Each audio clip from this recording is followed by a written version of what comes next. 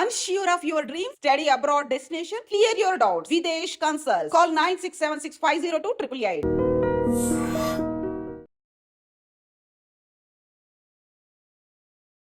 Hi hello నమస్తే welcome back to iDream Media. ఈరోజు మనతో ఉన్నారు ప్రముఖ సైకాలజిస్ట్ అలాగే విశ్వ హిందూ రక్షా పరిషత్ జాతీయ మహిళా అధ్యక్షురాలు యమునా పాఠక్ గారు. అలాగే నిజంగా ఇప్పుడున్న సిచ్యువేషన్ గురించి మాట్లాడడానికి ఒక రైట్ పర్సన్ అని చెప్పొచ్చు. ఎందుకంటే మ్యాన్కి సంబంధించి వాళ్ళ ఫ్యామిలీ పర్సన్స్ అందరూ కూడా డిఫెన్స్లో వర్క్ చేస్తున్నారు, ఇండియన్ ఆర్మీలో వర్క్ చేస్తున్నారు. సో ఈరోజు విషయం మాట్లాడడానికి ma'am is the right person అనొచ్చు. సో పాకిస్తాన్ ఇండియాకి సంబంధించి వార్ అప్డేట్స్, దాంతో పాటుగా ఇప్పుడున్న సిచ్యువేషన్కి సంబంధించి ఎన్నో విషయాలు ఈరోజు తెలుసుకుందాం. నమస్కారం మ్యామ్. నమస్తే అండి. First of all as a సైకాలజిస్ట్గా మీరు చూసుకున్నా, లేకపోతే టు బీ ఫ్రాంక్ ఎన్నో విషయాలు మీరు రిప్రజెంట్ చేస్తున్నారు. ఇక్కడ మీ ఫ్యామిలీలో చాలామంది ఆర్మీలో పనిచేసిన వాళ్ళు ఉన్నారు. ఈ కండిషన్స్ అన్నీ కూడా ఈరోజు చాలా విషయాలు మీరు మాట్లాడడానికి ఒక మంచి బూస్ట్ ఇస్తుంది అనుకుంటున్నాను నేను. ఏంటి అంటే ఈ ఇష్యూనే చాలా సెన్సిటివ్ ఇష్యూ, ఎన్నో దశాబ్దాలుగా నడుస్తుంది హిందూ ముస్లిం అనేది. ఒక పాయింట్ ఏంటి అంటే నేను అడుగుతున్న క్వశ్చన్ మిమ్మల్నే కాదు మన హోల్ కంట్రీని కూడా, వచ్చిన తీవ్రవాదులు అనేవాళ్ళు ముస్లింలు అవునా కాదా అని చెప్పేసి వాళ్ళు కాల్చి చంపడం జరిగింది. కానీ ఇదంతా ఎవరికి నష్టం చేసిందంటే అక్కడ ఉన్న 90% ముస్లిమ్స్కి. ఎందుకంటే వాళ్ళకి జీవనోపాధి అయిన టూరిజం మొత్తాన్ని దెబ్బతీసింది కాబట్టి. సో అసలు ఈ మోటో మొత్తాన్ని పాకిస్తాన్ నుంచి ఏ విధంగా చూడాలంటారు? ఎందుకంటే వచ్చిన పర్సన్ కూడా పాకిస్తాన్ ట్రైన్డ్ ఆర్మీ కమాండో అయిన హసీం బూసా. సో ఇది పాకిస్తాన్ చేయించిందని మనం ప్రూవ్ చేయడానికి ఇంకా ఎలాంటి అంశాలు కావాలి? అసలు హోల్ వరల్డ్ కంట్రీస్ అనేవి పాకిస్తాన్ మీద ఎలాంటి చర్యలు తీసుకోవాలి? మనం యుద్ధం చేస్తున్నాం ఓకే, కానీ మన మీద పడుతున్న ఈ దెబ్బలన్నిటికీ, ఒక దేశం మొత్తం మీద కూడా జరుగుతున్న నష్టాలకి అసలు సమాధానం ఏమై ఉంటుంది? ఏది కరెక్ట్ అంటారు? నమస్తే విరాట్ గారు. మన ఐడ్రీమ్ ప్రేక్షకులందరికీ కూడా నమస్సమాంజలి. మీరు అడిగిన ప్రశ్న ఇందాక అసలు ఎందుకు దీనికి కారణం అంతా కూడా అని మనందరికీ తెలిసిందే. గత నెల ఏప్రిల్ 22న జరిగిన పహల్గామ్ అటాక్లో ఏదైతే ఉందో, సో ఒక సుందర ప్రదేశం కాశ్మీర్, మరి ఆర్టికల్ 370 తర్వాత కూడా జరిగిన అనేక అద్భుత పరిణామాలు మనం చూస్తూ ఉన్నాం. ఆల్మోస్ట్ పూర్తిగా కూడా టూరిజం సెక్టార్ మీద ఆధారపడిన ఆ ఒక ప్రదేశం చాలా వరకు కూడా దేశమే కాదు ప్రపంచవ్యాప్తంగా కూడా అనేక మంది సందర్శకులను అట్రాక్ట్ చేసే విధంగా కూడా చూసి ఆ ప్రదేశంలో మళ్ళీ కూడా చక్కగా జీవన ఉపాధి వైపు, అంటే అక్కడ మతానికి సంబంధం లేదుగా, అక్కడున్న స్థానికులు మరి ఎవరైతే ఉన్నారో వాళ్ళు చాలా అధిక సంఖ్యలో ముస్లిం జనాభానే ఉంది. సో వాళ్ళ జీవితంలో జీవన మెరుగుపడడం అనేది మనం చూస్తున్నాం. అనేక విషయాల్లో టూరిజం పెరుగుతోంది, కొత్త హోటల్స్ వస్తూ ఉన్నాయి, అనేక రంగాల్లో కూడా పెరుగుతూ ఉంది. సో చాలామంది ఇన్వెస్టర్స్ కూడా ముందుకు వస్తూ మొగ్గు చూపుతూ ఆ ఒక ప్రదేశాన్ని, ఆ రాష్ట్రాన్ని కూడా ప్రగతి పదం వైపు నడిపించే ప్రయత్నం చూస్తూ ఉన్నాం. ఇదంతా చూస్తుంది ఆల్రెడీ మీరు చూస్తున్నారు, పిఓకే ఉంది. అంటే దగ్గరలో ఉన్న కశ్మీర్, ఏదైతే భారత భూభాగంలో ఉన్న కశ్మీర్లో ఇంతటి అభివృద్ధి చాలా దశాబ్దాల తర్వాత చూస్తున్నాం. అవును. సో ఈ అభివృద్ధిని పాకిస్తాన్ జీర్ణించుకోలేకపోయింది. అక్కడ జరుగుతున్నది ఏంటి పరిణామం?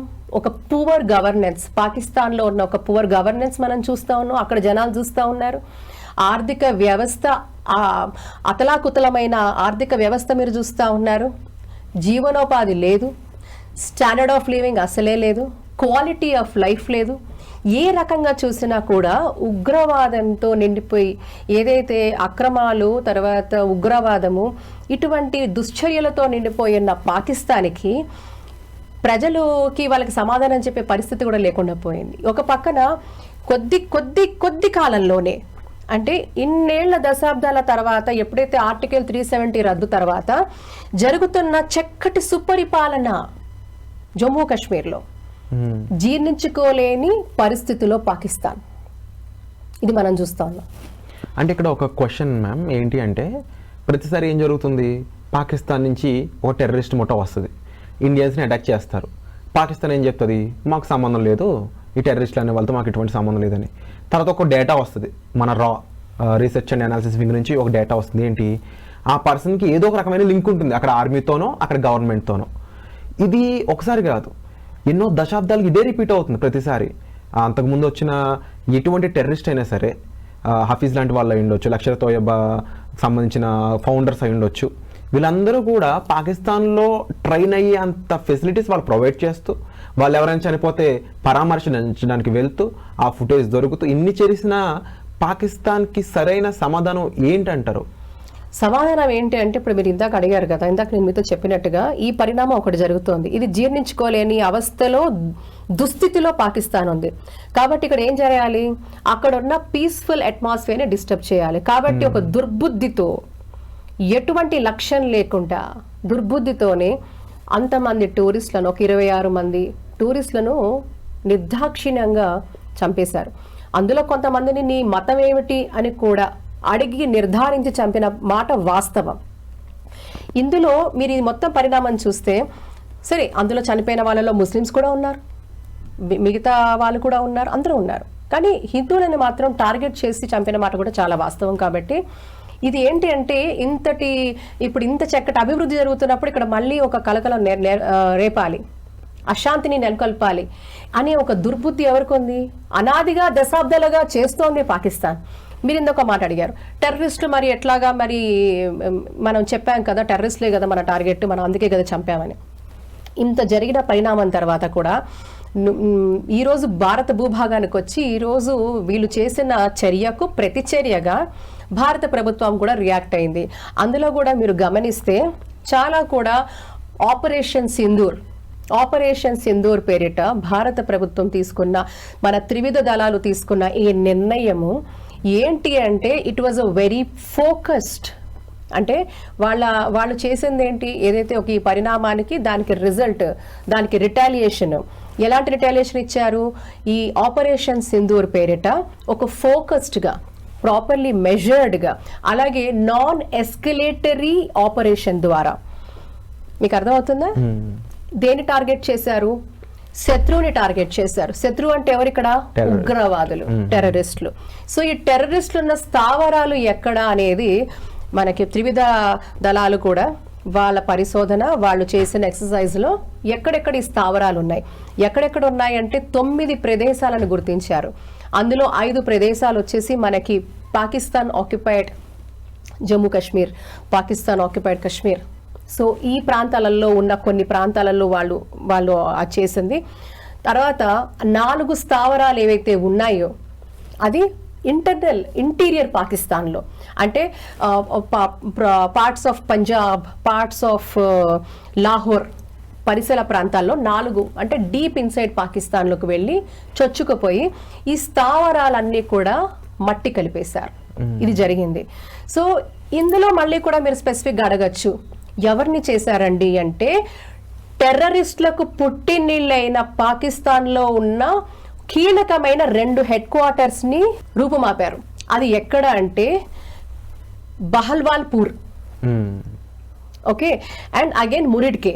ఈ 2 ప్లేసెస్ మీరు తీసుకుంటే కీలకంగా, ఒకటి జైషీ మొహమ్మద్ టెర్రరిస్ట్ ఆర్గనైజేషన్ ఏదైతే ఉందో జైషీ మొహమ్మద్ వాళ్ళ హెడ్ క్వార్టర్స్, ఇంకొక దగ్గర అయితే లష్కర్ ఈ తోయిబా ఉన్న హెడ్ క్వార్టర్స్. ఈ 2 హెడ్ క్వార్టర్స్ ని కూడా వీళ్ళు పూర్తిగా కూడా దాన్ని టార్గెట్ చేసి, మళ్ళీ చెప్తున్నా, it was a focused, measured, non escalatory operation. అయితే అప్పటికి పాకిస్తాన్ మా యొక్క సిటిజన్స్ కి చనిపోయారని చెప్పేసి లేదు, ఇది అంతా అవాస్తవం. ఎందుకంటే మళ్ళీ ఇది నేను చెప్పిన మాటల్లో, చాలా క్లారిటీగా చెప్పిన మాటల్లో, ఇది చాలా ఫోకస్డ్ ఆపరేషన్. సో ఇక్కడ ఏంటంటే టార్గెట్ ని గుర్తించి ఆ స్థావరాన్ని పూర్తిగా కూడా రూపుమాపడమే దీని ముఖ్య లక్ష్యం. అదే చేశారు, అదే జరిగింది. ఈ జరిగిన తర్వాత ఇందులో భాగంగా ఏ సివిలియన్ బేస్ ని కూడా మన త్రివిధ దళాలు ముట్టుకోలేదు, ఏ మిలిటరీ స్థావరాల్ని కూడా మనం దాన్ని ఎక్కడా ముట్టుకోలేదు. ఇది వాస్తవం, ఇది మనకు అర్థం కావాల్సిన విషయం. So no military base was touch, no civilian base was touched. So ఇక్కడ కేవలం టెర్రరిస్టులకు పుట్టినిళ్ళైన హెడ్ క్వార్టర్స్ అయిన లష్కర్ ఈ తోయిబా, జైషీ మొహమ్మద్ స్థావరాలను పూర్తిగా కూడా వారు ధ్వంసం చేయడం జరిగింది.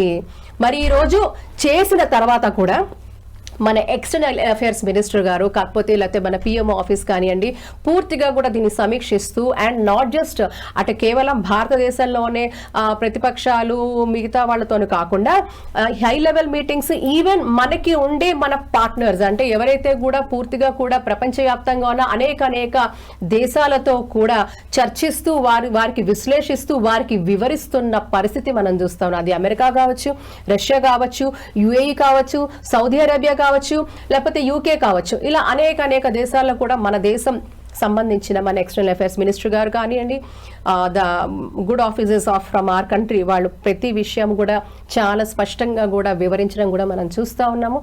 అదే అందులో భాగంగానే ఈ క్లారిటీ అంతా ఉంది. అండ్ మనకి ప్రతిదీ కూడా ఎవిడెన్స్ తో సహా మనము ప్రపంచ దేశాలకి ప్రపంచ దీంట్లో మనం పెడుతూ వస్తున్నాం. కాబట్టి ఎక్కడండి వేర్ ఇస్ ద మ్యాటర్? ఈ రోజు పాకిస్తాన్ లో ఉగ్రవాదుల్ని మనము హతమార్చిన తర్వాత పాకిస్తాన్ ఆర్మీ కంట తడబడ్డా మనం ప్రపంచం చూడలేదు.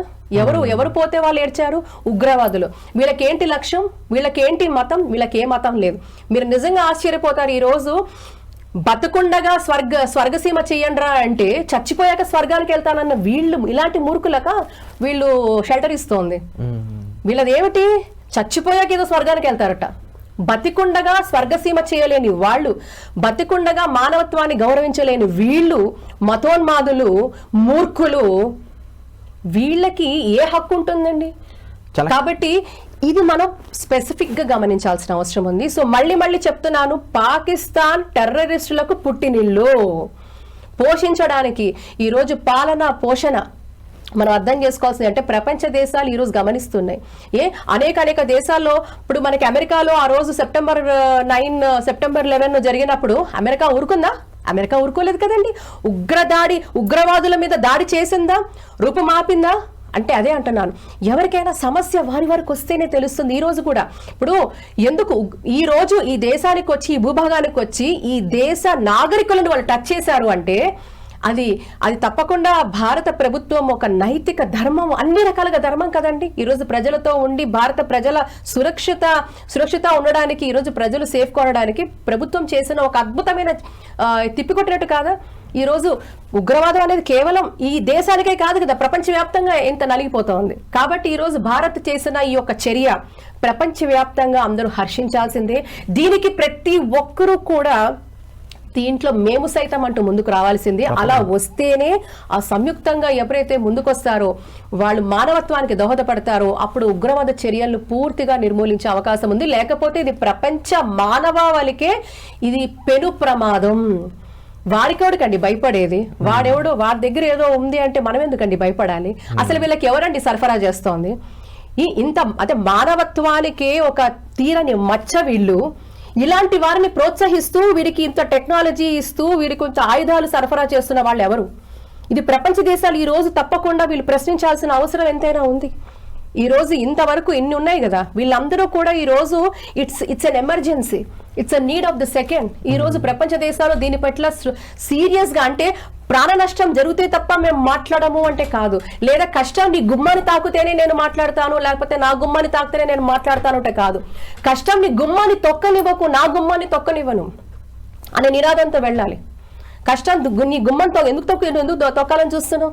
నీకు తెలియదా అక్కడ ఒక ప్రమాదము, టెర్రరిస్ట్ అనే ఒక భూతము, ఒక పిశాచం అక్కడ ఉంది అంటే నువ్వు దాన్ని రూపమాపాలా వద్దా? కాబట్టి నీకు తెలుసు అది ఉందని, అప్పుడు నువ్వేం చేయాలి? దాన్ని హఠమార్చాలి.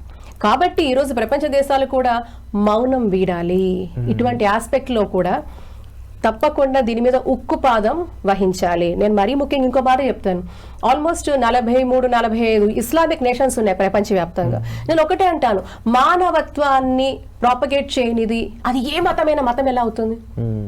ఏ మతాలైనా, ప్రపంచంలో ఉన్న ఏ మతాలైనా కూడా మానవత్వానికి సపోర్ట్ చేయనివి, మానవత్వాన్ని నమ్మనివి, మానవత్వాన్ని నిజంగా కూడా ముందుకు తీసుకెళ్లలేనివి, మతోన్మాదంతో ముష్కరుల్ని తయారు చేసేది అది ఏదైనా మతం అవుతుందా అంటే కాదు. మరి ఈ ఉగ్రవాదులకు ఏ మతం ఉంది? వీళ్ళకి ఏ మతము లేదు. వీళ్ళకి ఏ మతం లేదు. వీళ్ళు ఏం చేస్తున్నారో వీళ్ళకి తెలియదు. మానసిక స్థిమితం లేదు వీళ్ళకి. వీళ్ళు ఒక మానసిక రోగులు. వీళ్ళకి ఏముందో తెలియదు. కాబట్టి వీళ్ళకి ఈ రోగాన్ని కుదిరించేది కూడా భారతే. మళ్ళీ చెప్తున్నా, వీళ్ళ రోగం కుదిరించాలి అంటే కూడా ఇది భారతే. కాబట్టి ఈరోజు ప్రపంచ దేశాలు భారత్ని చూసి తప్పకుండా కూడా ఈ ఇనిషియేటివ్ని తీసుకోవాలి. దీన్ని పూర్తిగా కూడా రూపమాపాలి అంటే దీని మీద ఉక్కుపాదం పెట్టాల్సిన అవసరం ఉంది. నేను మరీ చెప్తున్నాను, ఇస్లామిక్ నేషన్స్ కూడా సోషల్ బాయ్కట్ చేయాలి పాకిస్తాన్ని. ఎందుకంటే ఈరోజు ఆల్రెడీ ఆర్థికంగా ఎంతో ఇరకాటంలో పడుతున్న పాకిస్తాను అదొక్కటే సరిపోదు. ఈరోజు ప్రపంచ దేశాలు కూడా వీళ్ళకి ఆర్థిక సహాయం కూడా నిలిపివేయాలి. అలాగే ఇలాంటి వాళ్ళకి గనక ఆర్థిక సహాయం కానీ మిగతా వనరులు ఇస్తే ఇది ప్రపంచానికి ముప్పు, ప్రపంచానికి చేటు.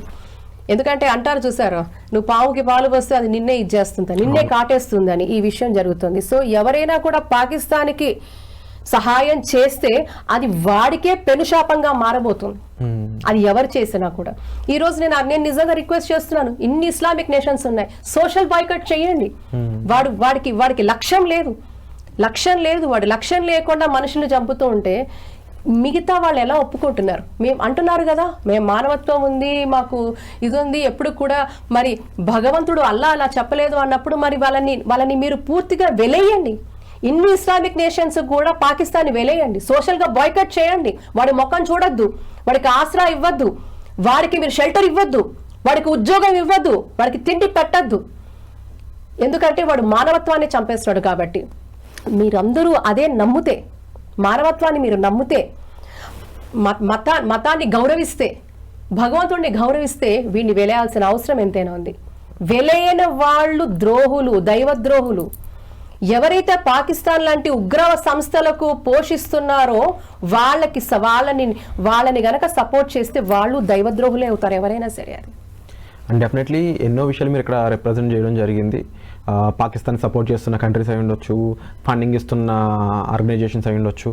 అండ్ ఎటువంటి ఆలోచన లేకుండా ఒక పక్కన అప్పుల్లో కూరుకుపోతూ ఇంకో పక్కన పక్క దేశం మీద పడి అక్కడ ఏడుస్తున్న పాకిస్తాన్కి సంబంధించిన విషయాలు అయి ఉండొచ్చు. ప్రతి విషయాన్ని కూడా మీరు ప్రాపర్గా రిప్రజెంట్ చేయడం జరిగింది మ్యామ్. తప్పకుండా ఇది మన ఇండియన్ సిటిజన్స్ ప్రతి ఒక్కరు కూడా హిందూ, ముస్లిం ఇంకొకటి అని భేదభావాలు లేకుండా ప్రతి ఒక్కరు అర్థం చేసుకోవాల్సిన విషయాలు ఇవి.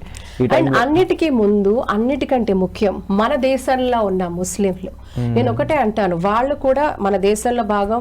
నేను ఒకటే అంటాను, ముస్లిం అయినా, హిందూ అయినా, క్రిస్టియన్ అయినా, ఎవరైనా సరే అన్నిటికీ అతీతంగా మనం దేశభక్తులం.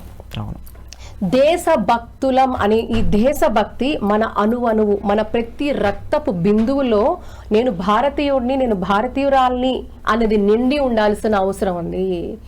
అది లేని వాళ్ళు దేశద్రోహులే, ఉన్నవాళ్ళు దేశభక్తులే. మనం నిర్ణయించుకుందాం మనం ఎలా ఉండాలి అని. ఈ దేశంలో పుట్టి, ఈ దేశంలో పెరుగుతూ, ఈ దేశపు వాయువు పీలుస్తూ, ఈ దేశ తిండి తింటూ, ఈ దేశం కోసము ఈ గొప్ప సంస్కృతిలో పుట్టడం మన పూర్వజన్మ సుకృతం. ఎవరమైనా అందరం అన్నిటికీ అతీతంగా. ఈరోజు నేను చెప్పేది ఏంటంటే ఈ భేద భావన అనేది భారతీయులకు ఎప్పుడూ లేదు. అంటే రాజ్యాంగం వచ్చి కొన్ని దశాబ్దాలు అయింది, దానికి ముందు కూడా ఈ అఖండ భారత్లో, ఈ భారతావనిలో అందరినీ హక్కున చేర్చుకునే ఒక గొప్ప సంస్కృతి, సాంప్రదాయము, సంస్కారము ఈ దేశంలో ఉన్నాయి, ఈ గడ్డ మీద ఉన్నాయి. కాబట్టి ఈ రోజు కొత్తగా ఇదేదైనా అయిపోతే ముస్లిమ్స్ వేరా, వీళ్ళు వేరా అంటే ఎవరిని వేరు చేసి చూసే తత్వం మనకి లేదు. భిన్నత్వంలో ఏకత్వం, అది రాజ్యాంగం రాకముందు నుంచి ఉంది. అవును, భిన్నత్వంలో ఏకత్వం అనే ఒక ఆలోచన, ఆ బ్రాడ్ థాట్ ప్రాసెస్ మన నరనరాల్లో ఉంది. ఈ రోజు పాకిస్తాన్ నిన్న మాట్లాడుతూ ఉంది, మతంని ముందుకు తీసుకొస్తోంది, ముస్లిమ్స్ అనే మాట మాట్లాడుతోంది. ఇక్కడ ముస్లిమ్స్ మీద కాదు, ముస్లిం కాదు, ఇక్కడ ఒక మనిషి మానవత్వం మీద జరుగుతున్న దాడి, మతం మీద కాదు. మతము ముసుగులో మూఢత్వంతో, మూర్ఖత్వంతో మానవత్వం మీద దాడి చేస్తున్న పాకిస్తాన్ ఉగ్రవాదులకు ఈరోజు భారత్ త్రివిధ దళాలు ఇస్తున్న సమాధానం ఆపరేషన్ సింధూర్. వాళ్ళే కాదు, మనమందరం కూడా. నేనేమంటానంటే ఈ రోజు అప్పీల్ చేస్తున్నా మన ఐ డ్రీమ్ ద్వారా, ఎవరైతే భారతీయులు, మేము భారతీయులం మొదలు, మనం భారతీయులం మొదలు, నేను దేశభక్తుడిని, దేశభక్తురాలి, భారతీయుణ్ణి మొదలు, నేను భారతీయుణ్ణి, తర్వాతే నా మతమైనా నేనైనా, నేను చివర, నా మతం చివర, కానీ నేను ముందు భారతీయుణ్ణి అనే ఒక దేశభక్తితోనే మనం ముందుకెళ్లాల్సిన అవసరం ఉంది. భారత్ మాతకి జయనాల్సిన అవసరం ఉంది. ఈ భారత్ మాత ముద్దు బిడ్డలుగా తప్పకుండా దేశం కోసం ఏమన్నా చేస్తామనే ఒక ఇది మనకు ఉండాలి, ఆ ఇమోషనల్ కనెక్ట్ మనకు ఉండాలి. మన అమ్మ నాన్నతో ఎలాంటి కనెక్ట్ మనకు ఉంటుందో మన మాతృభూమితో కూడా కనెక్ట్ ఉండాలి. మనం చేసిన తప్పంతా ఏంటంటే చిన్నగా ఉన్నప్పటి నుంచి కూడా పిల్లలకి నూరు పోయాలండి ఈ గాథలు. మీరు ఇందాక అన్నారు, ఎప్పుడైతే కూడా శివాజీ మహారాజ్ గారికి వాళ్ళ అమ్మగారు కేవలము అమ్మ మీద ప్రేమనే చవి చూపించలా, మాతృభూమి మీద ప్రేమని చూపించింది. అందుకే ఆ మాతృభూమి కోసం ఆ మహనీయుడు ఎంతో స్థాయికి వెళ్ళాడు, కాపాడాడు, అహర్నిశలు పోరాటం చేశాడు. మనం కూడా శివాజీ మహారాజ్ లాగానే అంటే ఈరోజు మాతృమూర్తికే కాకుండా మాతృభూమికి కూడా మనం పనిచేయాలి. అది మన కర్తవ్యం. ఈ భూమి మీద పుట్టినందుకు అది మన కర్తవ్యం. కాబట్టి ఈరోజు చెప్తున్నా, ముస్లిము, హిందువా, క్రిస్టియనా కాదు, ఈరోజు మనం దేశభక్తులం. మన కర్తవ్యం మన దేశం కోసం నిరంతరము అహర్నిశలు తిండి తిప్పలు లేకుండా నిద్రాహారాలు మానేసి ఆ సరిహద్దుల్లో మన త్రివిధ దళాలు పోరాటం చేస్తుంటే నేను సైతం అంటూ కనీసం వాళ్ళకి మారల్ సపోర్ట్ అయినా మనం ఇస్తూ పాజిటివ్ మెసేజ్ సోషల్ మీడియాలో ఇస్తూ పిచ్చిగా ఈ రోజు నువ్వు హిందూ నేను ముస్లిం అని కొట్టుకోవడం మానేసి మనమందరం భారతీయులమునైనా మనం భారతీయులము, నా దేశమే నాకు ముఖ్యము, నా దేశంతో నేను సైతం అనుకుంటూ మనం అందరం కూడా మతాన్ని పక్కన పెట్టి మనం మానవత్వంతో మెలిగిన నాడే మనం నిజంగా కూడా భరతమాత ముద్దు బిడ్డలమవుతాము. కాబట్టి ఈ రోజు సరిహద్దులో ఉన్న ప్రజలకు కావచ్చు, మన త్రివిధ దళాలకు కావచ్చు, ఈ రోజు నిన్న మనం చూసాం 2 జవాన్లు ప్రాణం కోల్పోయారు. నిజంగా వారి కుటుంబానికి కూడా సంతాపం తెలుపుతూ మరి ఈ రోజు మనమే వాళ్ళకి ఈ రోజు స్ట్రెంగ్త్, మనం భారతీయులమే మనం స్ట్రెంగ్త్. ఒకరికొకరు ఈ రోజు మనం నించాల్సిన అవసరం ఉంది. And we should stand with our honourable PM and we should stand with nation. మన దేశంతో మనం ఉండాలి. అది మన నైతిక ధర్మము, అన్ని రకాలుగా మన ధర్మము. మన పుట్టుకకు అర్థం పరమార్థం ఏమైందా అంటే ఈ రోజు మనం ఈ మాతృభూమికి మనం చేసే సేవ మాత్రమే అని నేను ఇంకోసారి చెప్తున్నాను. ఈ వైషమ్యాలు తొలగించి ఈ సోషల్ మీడియాలో ఉండే నెగటివ్ నరేటివ్స్ ని పక్కన పెట్టి మన దేశం కోసం పుడదాం, మన దేశం కోసం పుట్టాం, మన దేశం కోసమే పోదాం, మనం దేశం కోసం పనిచేద్దాం. భారత్ మాతాకి జై. భారత్ మాతాకి జై. అండ్ తప్పకుండా యమునా పాఠక్ గారు చెప్పిన ఎన్నో విషయాలపై మీ యొక్క స్పందన అయితే కావాలండి. తప్పకుండా మీ స్పందన కామెంట్ సెక్షన్లో మెన్షన్ చేయండి. And thank you so much for information. Thank you. నిజంగా ప్రస్తుతం ఉన్నటువంటి సమాజం దేనికి ప్రయారిటీ ఇస్తుంది? ఆర్థిక సంబంధాల చుట్టూ మాత్రమే తిరుగుతుంది. మళ్ళీ ఎన్నికలంగానే చాలా విరక్తి కలుగుతాం. మంచి అనిపిస్తుంది కదా, లేడీస్ కూడా ఛాలెంజింగ్ జాబ్స్ చేసినప్పుడు చాలా బాగుంటది. ట్రాఫిక్ అసిస్టెంట్స్ గా నియమించిన ట్రాన్స్జెండర్స్ అందరితో సాల్యూట్ చేయించుకుంటున్నారు. ఫుడ్ డెలివరీ ఇవ్వటానికి వెళ్ళినటువంటి డెలివరీ బాయ్ అనిల్ పై కళ్ళ ముందు